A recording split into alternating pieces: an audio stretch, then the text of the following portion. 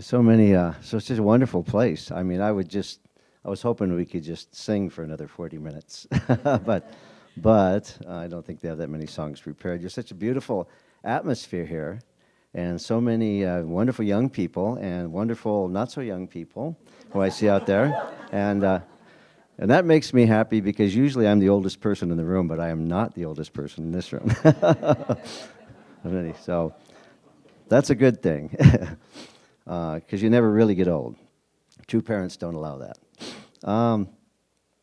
As he explained, you know, we're Chenogok IWs, and there's in Parents' Day. No, yeah, it was Foundation Day, 2015. True Mother appointed three couples, to become Chenogok IWs. And amongst them, I'd like to introduce them, if you don't mind. David and Agnes Rendell, could you stand up, please? And Richard and Marjorie Busing, and my wife, Akemi. Thank you. And also Mr. and Mrs. Inose, who you know. They're also Chenogok IWs, but he focuses mostly in counseling, working with the Japanese and so forth. So it's been a very interesting mission. Actually, we were retired for a while, and then we got a phone call from Dr. Balcom asking us if he could submit our names for possible consideration for unknown mission. And a week later, we got an email. Congratulations, you received unknown mission. No, it didn't say that exactly. It said you've been appointed to be Chenogok IWs, but there was no job description yet. So that's a good thing because we have no predecessors, and we kind of worked with Dr. Kim and Dr. Balcom to create the job description, which is basically visiting communities and families and learning, you know, how they're doing, what they're doing, and you know, what they need, what they know about, what they don't know about, what wonderful things that are happening that the rest of the nation and the world might not know. And we can share that with Dr. Kim, and he can share that with True Mother, and vice versa. So it's been really great. And so please, you can talk to these folks later and find out what their experience has been. So Reverend Busing's area is in the east, and Reverend Rendell's area is in the Midwest, and my area is in the west, and includes Las Vegas. So I'm overdue, but I felt, you know, Las Vegas in such good hands, you know, what do you possibly need me to visit for? But that's the wrong attitude. You are in good hands, but I'm here. So we came here, actually, to attend a 7-day workshop. And Dr. Kim asked all the headquarters staff, you know, he shouldn't have to ask us, but he did. You should attend a 7-day workshop at IPEC so you can tell people, you know, you can't ask them to do something that you haven't done yourself. Plus, you guys could use a 7-day workshop. So we're with Reverend Compton. It's been amazing. We have our little workshop family here, which is really nice. And last 4 or 5 days, we've come very close to 10 or 11 of us. And it's a really rich experience, you know, to delve into principle. It's like a meeting an old friend if you haven't studied principle for a while. It's always rich. It's always wonderful. It never gets old, you know. It's amazing. But you all know that. So today, I do have a message prepared. It's called Beyond the Moon. And I'd like to read just one Bible verse from it. It's Isaiah 46:11. And this is, what I have said, that I will bring about. What I have planned, that I will do. In our workshop the other, we talked about how God has only thing that's predestined absolutely is God's ideal for goodness. And God has goals. And God achieves his goals. And doesn't know when they will happen because goals regarding us require our portion of responsibility.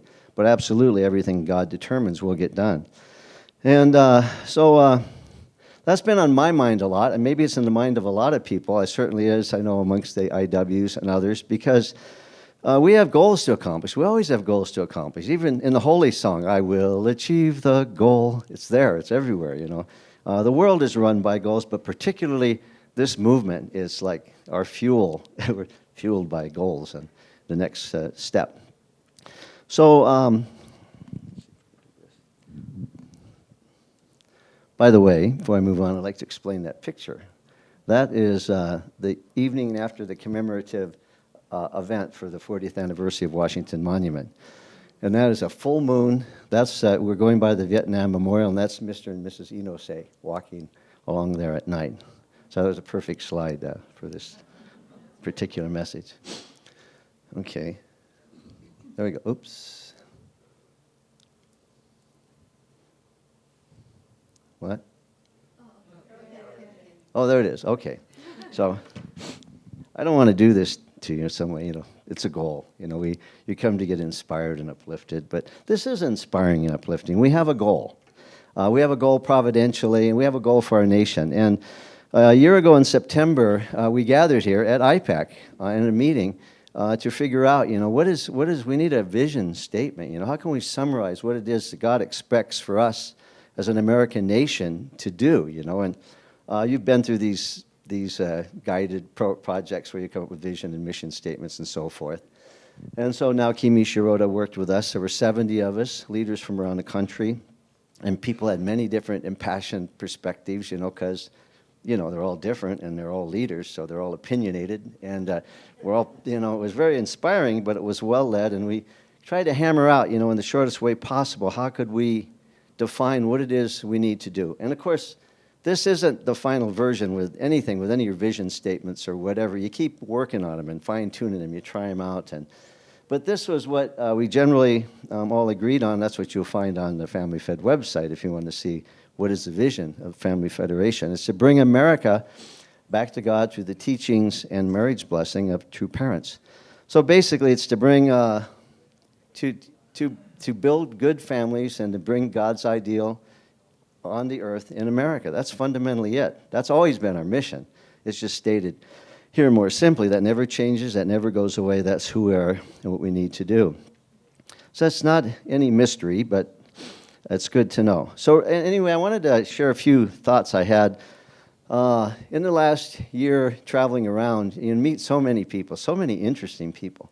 And if you stay at their house, which oftentimes we do overnight, it's even more interesting because you really get to find out about their culture. And if you spend just a couple hours with people, you get to know them on a certain level. But if you spend a day or a night at someone's house, you get to know them much more deeply, in sharing their family culture. It's quite a rich experience. But also people share the things they're interested in, like the books they're reading. And so I was given some different books that were very stimulating, and they always seemed to be connected to things that were going on that were in my mind. And one of them was this book called 1776 by David McCullough. I don't know if anyone here is familiar with that book or read it. It was about 7 or 8 years ago. And it's about 1776, when America would determine that it would become an independent nation and that it would separate from the mother nation and it would establish its own sovereignty. But to do that required a revolution, which meant a lot of danger, a lot of risk. And as you know, if you studied a little bit of American history, they pledged it all, their life, their sacred, I can't remember exactly how it goes. Yeah, everything. They pledged it all. They knew that if it failed, they'd be going to the gallows together, that they put their life on the line and everything. They couldn't be sure what the outcome would be. So in that first year, when you think about it, they had, it was insane, actually, because not everybody was excited about, leaving the mother country and going off on this big adventure to start another country with some wild notions that had never been practiced in government up until that time. But they had a right group of people got together to create a vision that the leaders bought onto and were willing to take risks for. But when it came time to when it was really challenged, first of all, was when the British started sending all their military to Boston. And Britain at that time had the biggest military on earth. They had the most powerful navy, the most powerful army. They were trained, they had resources, they had confidence, they had experience, It was just I don't know, maybe in the beginning they assumed that push wouldn't come to shove and they wouldn't have to fight them. But anyway, all these forces came over and they landed in Boston, and you know some of that history. But George Washington was called to be the general, but they had no experienced leadership, military leadership in America, actually. Some people had some, experience training here and there. Maybe they'd fought in the French and Indian War or had some of these frontier battles, but they weren't like trained or professional soldiers. They had several of the main generals that George Washington had working with him. They learned from books in those days, They got books on how to be a general from England, mostly, in different places, and they read them, they studied them, That's how people got their training, and then they got, they were out on the battlefield and they learned, how to practice their skill. So they had very few qualified leaders. George Washington was an experienced and qualified leader, but he was dealt a really difficult hand to work with. Plus, these soldiers who came, they weren't like like our military that we have now, because these were militias from the various colonies, and they had periods of enlistment, maybe 1 year. So many times, they'd be somewhere, they'd have an army of 6,000. All of a sudden, November 12th, the enlistment date for all the volunteers from New Hampshire comes up, and 2,000 guys just leave camp. That's it, How can you run an army like that? The British weren't doing that. So this was, if you read the letters and the diary of George Washington, he was so frustrated sometimes because these issues would happen. And besides that, they didn't get paid on a regular basis because there was no regular source of income for the Continental government. So they had, you think we have difficulties. He had so many difficulties. And plus, they were from various parts all over the country. The soldiers from Virginia were really different from the soldiers from New England. The soldiers from down in the South, they were a little more dignified and sophisticated, and they saw the Northeastern soldiers as kind of these hayseed rubes, and actually they kind of were, but they were good shots. And so that was an issue too. They had to pull these together into one disciplined group. So anyway, it was a big risk, and they had to take a lot of chances. They suffered a great deal. But one thing, though, that George Washington never lost track of his vision, of the goal that he had, and what was the point of the whole exercise. He had to be reminded in his communication with his fellow founders in Philadelphia when he communicate with the Congress. But because of his, he always presented before the troops this spirit of confidence and dignity. He always wore like a brand new, clean, he wore a clean uniform. He always had this beautiful posture on a horse, and no matter what he was feeling, he presented an inspiring figure before the forces that he led. And so even though they spent most of the year retreating from the British, finally they were able to preserve their army and win some significant battles, particularly the Battle of Trenton, which is a famous one where George Washington's crossing the boat in the icy river. Anyway, the long and the short of it was, they made it, they put together the army, and they were able to achieve an amazing victory. And not just because of, excuse me, gotta watch that one. Whoa. I went the wrong way. Okay. Okay. So then the second example I wanted to look at was the one you just saw. About vision and leadership. And that was our commitment to go to the moon. This is John F. Kennedy in September 12, 1962 in the football stadium at Rice University in Houston, Texas. And he said this, and I'll read some more later. We choose to go to the moon in this decade and do the other things, not because they are easy, but because they are hard. Because that goal will serve to organize and measure the best of our energies and skills.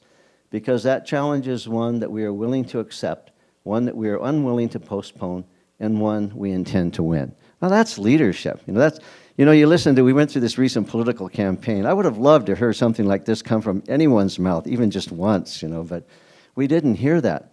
But he had a vision, and America was not in an easy situation at that time. Those of us who were around then know it was pretty critical, right? It was next year was the Cuban Missile Crisis, where we were that close to going to nuclear war with Russia when they were bringing nuclear weapons into Cuba. And the arms race was going on. And it was a scary kind of a time, and America was kind of unsure, and it looked like the Soviet Union was kind of winning the arms race. And anyone here have a bomb shelter in their backyard? there was, see? A bomb shelter in his backyard. We didn't have one, but that's how it was. At school, you would have drills about what to do in case of a nuclear attack. How many here have you had to get, where you duck and run, or you get under your desk and you know, and then you'd have these sirens would go off that would, like the emergency test sirens would go off. I mean, I was scared to death when I was like 8 and 9 years old. That siren would go off. I thought it was the end of the world, and it could have been. It was a very treacherous time, very frightening kind of time. And the Soviets were ahead, and the space race was a big issue because there was concern about whether nuclear weapons would end up in space. And so on a military perspective, it was really important. So it was in this environment that President Kennedy inspired America to go to the moon. And I should push it the right way. So I'm not going to read all that. But this is from a speech. But I love what he's saying here, that we shall send to the moon 240,000 miles away from the control station in Houston, a giant rocket more than 300 feet tall, made of new metal alloys, some of which have not yet been invented. He's going to do this with technology we don't even have, capable of standing heat and stresses several times more than we have ever experienced, fitted together with precision better than the finest watch, so forth.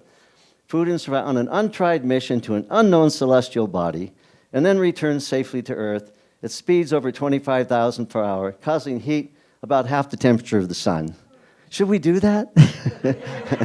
And everyone said, yes. I mean, that's leadership, So he really inspired the nation with the space race. And he said, we're going to do this by the end of the decade. This is 1962. Then it happened. This is July 20th, 1969. Many people here remember that day because everybody, raise your hand if you were watching that on TV. I was on the Coast Guard cutter Modoc in Coos Bay, Washington, Oregon, watching that on a little TV set.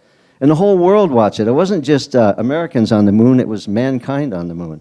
It was a huge thing for everybody, a great point of hope for the entire world. So, and then from that, he had to get together, he had to get money, of course. He had to get the Congress to give the money to do it. He had to find the technical skill, get the engineers and the scientists who could come up with the alloys they needed to build the spaceship that would fly them to the moon. He had to do all this, in he did it in 8 years, 7 years. I mean, what have we done the last 7 years? Just thought I'd put that out there. but we can do stuff like that, If you have the right vision and you don't know that you can't do it, you can do remarkable stuff. That's Father's kind of thinking, right? True Father's kind of thinking. Everything he did made us roll our eyes. And, oh, my God, I don't think I could do that. But then we went ahead and did it. So man walked on the moon. So this is all impressive stuff. But when I look at our own Unification Church history, I find it to be even more impressive, than what we have done. To get people together, to inspire them to develop new technologies and to go places people have never been before is not an easy thing to do, and some good leaders have done it.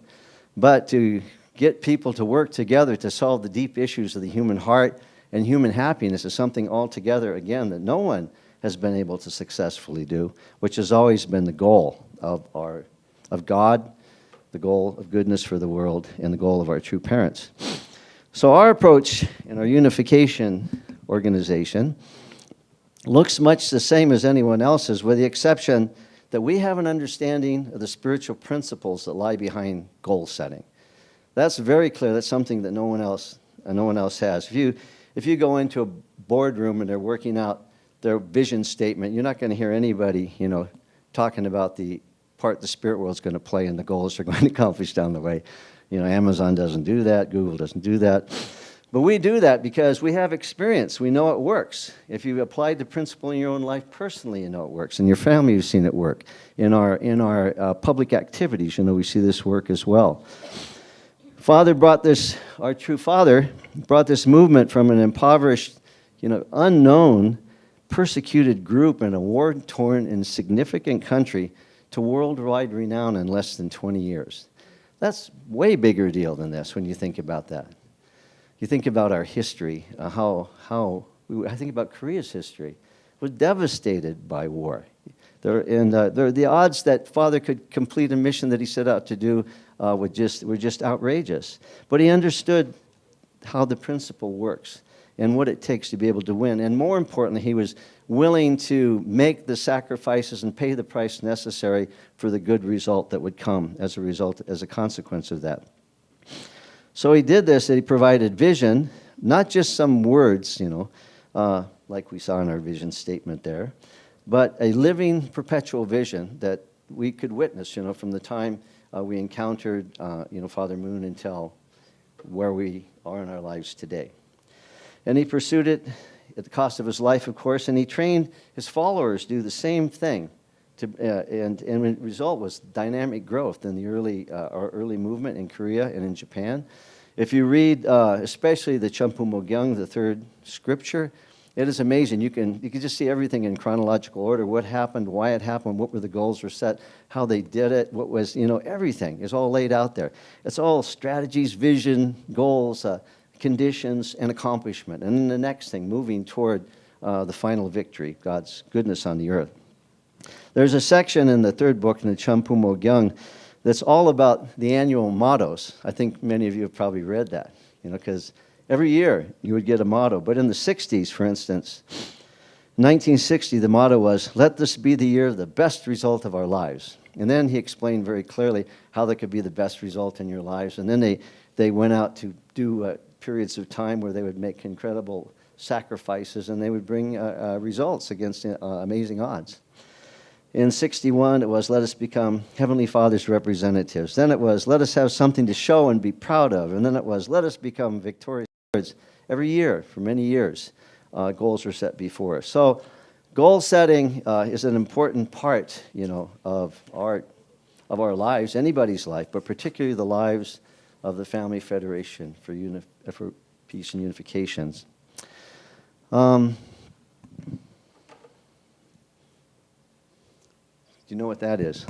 It doesn't look like that now on Yoito Island, but that's 1 million people, That's 1 million. How popular was the Unification Church in Korea in 1975? But what movement, what group, what person could bring 1 million people to Yoito Island? That's history. Google it. Actually, I gave this similar sermon in Seattle a few months ago. My son, who's a skeptic all the time, I saw him with his phone there. He thought I was making that up. But no, so that was 1 million people. I proved it. So it's a historical record. There was, as always, Korean Peninsula is threatened by war, especially South is threatened by the North. And that was a very critical time. And Father took the responsibility to lead the Korean people to take action that would cause North Korea, Kim Il-sung, to take pause and to think before he acted. And he had there at the core of that about 300 or 400 young people on the international global team, representing nations all over the world. So it wasn't just a bunch of Koreans there alone, but there was people from all over the world pledging their lives to protect the Korean Peninsula, just like true parents always did. And it was successful. But Father didn't stop there, because the threats don't go away until, evil is extinguished and we have accomplished God's will for goodness. Then Washington Monument. Many of us were there. Who was there for the 40th commemoration of the Washington Monument in September? Yeah. It was beautiful. And one of the best things there was meeting all the people who had been there before. Because not only is the whole event kind of a miracle, that was 300,000 people came there, after Yankee Stadium, which was very difficult, and in a short period of time of preparation.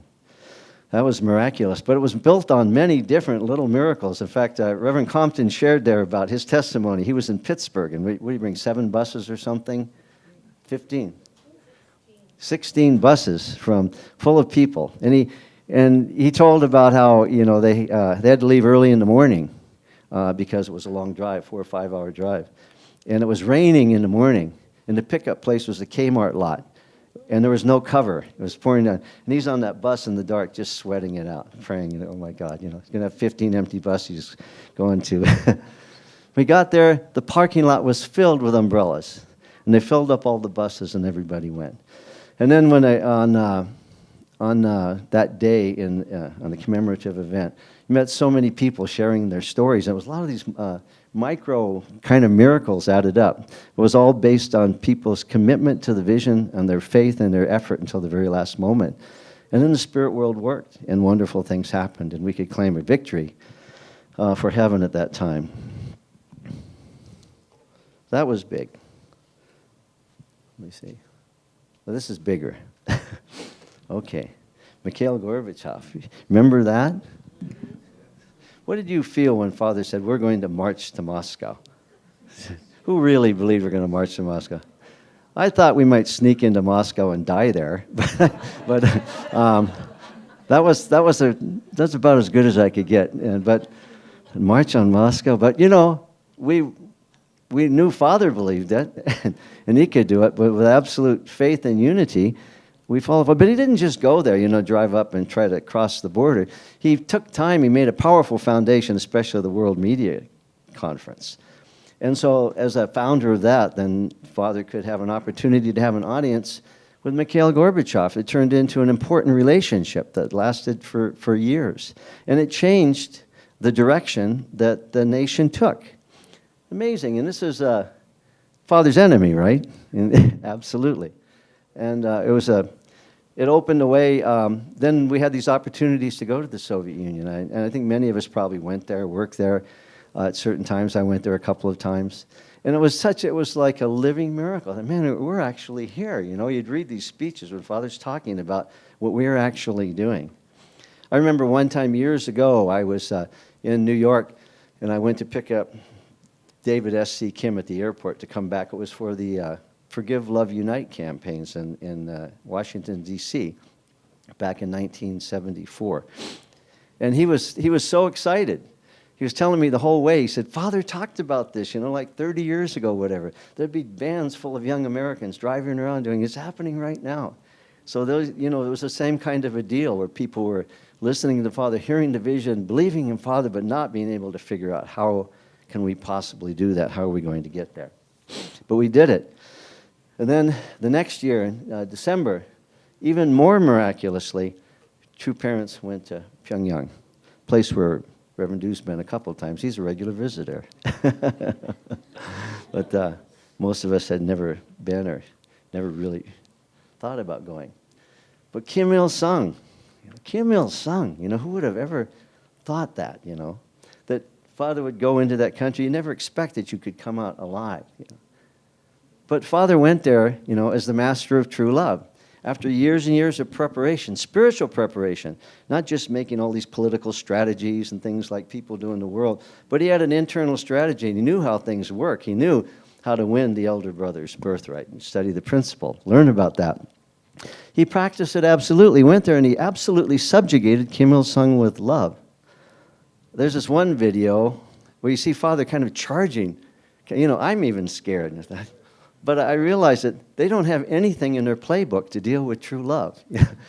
Nothing. You know, no one would ever, you know, go charge up to Kim Il-sung, grab him by the hand and hug him. No one. Well, what are you going to do? Those guys didn't know what to do. It just sort of like short-circuited them for a minute. You can see in the faces like, what do you do, you know? Then he goes on to explain how faulty their system is and everything, you know, with true love. And they're holding hands and everything. And, of course, he subjugated him with love. What's Kim Il-sung going to do? He's going to look weak and stupid if he doesn't. Anyway, I don't know that's exactly the way it worked, but Father subjugated him with true love, and they made a relationship. Opened a way that continues today. No one else could do that. The Korean government couldn't do that. The American government couldn't do that. They don't trust anybody, but they end up trusting the guy they treated the worst. Becomes their agent. It's a miracle. And that's not just something for Father to do. These are really big, and there's many more miracles in our history, big and small, and in different nations in our own lives. But I think that, you know, and I know that we can replicate great successes if we are willing to make the same sacrifices and are aware of how the principle really works. I think it's a time of exceptional opportunity. You know, 40, 50 years ago in Korea had nothing. It was a great opportunity for someone to come who wanted a vision like our true Father. You know, if everything worked out perfectly, we'd be living in a very different world. But he saw it as an opportunity. He's in a cardboard shack in hillside in Busan he's nobody. Nobody respects him. He's got nothing, you know. But he never, ever, ever thought like that. He always understood God's situation and God's reliance upon him, and he only saw the future and what he would do. He never in his life could see anything other than that. So for us, it's a time of opportunity. It's kind of confusing. It's kind of a crazy time, in America. In many ways, it's like it was during the Washington Monument time like that. Father came to America, he said, to solve the three headaches of God, which was problem of communism, the weakening of the churches, and the corruption of young people. Those are, it isn't exactly communism. We have huge international threats that we have to deal with, that we need to work with, that America needs to lead with. We have terrible issues with young people, and the churches and the religions are weakening and separating like that. So they really need leadership. And who's going to provide the leadership? Who did Father train to be the leaders, for the future? It's us. It's us in this room. It's anybody who ever met True Father and sat in front of him. Doesn't matter who you were. If you came in the same room with True Father, you were being trained to be a leader. And you usually left with a mission, whether you came to get one or not, That's the way Father looked at it. If you're a member, not a member, he would always planting seeds, right, everywhere. So it's a different time, and we're different people. Our situations are not the same. But the need is as great as ever. In the past, the burden of leadership fell primarily on True Father. We looked to Father all the time for direction. And we didn't even have to look. He was always giving it. We didn't have time to even move on the one he gave us last time we gathered in New York. He'd give you a few more. And he was always leading, starting new organizations, providing new tools, new opportunities for people to advance, the world of goodness. And then we are centered on our True Mother, continuing with that work. I recall on one occasion when Father said, I read it somewhere, but it always stuck with me. He was saying, he's lamenting, he said, who will take care of my God when I'm gone? Who will take care of my God? Who can think like that, and feel like that? And a lot of religious people would think, oh, that's just arrogance, But no, that's filial heart. That's deep love. And that's always what our true parents taught us and continue to teach us. Father says, who will take care of my God? Mother says, always, we have to take care of the 7.3 billion people in the world. That's the same thing. That's where God's heart is. You want to take care of God's heart, we have to take care of the people in this world. She says it all the time. It's not, it's not just sort of a suggestion. It's what we're called to do, what we're equipped to do. We're the only people, many of us here, who are directly trained, by True Father, and many of us indirectly trained to do this kind of work in the future. So, in conclusion, I would just like to, this is just a reminder of all that we can do, when we really practice the principle and we work together in doing it. We've gone through our difficulties. Difficulties are a part of life, but it shouldn't change our goals.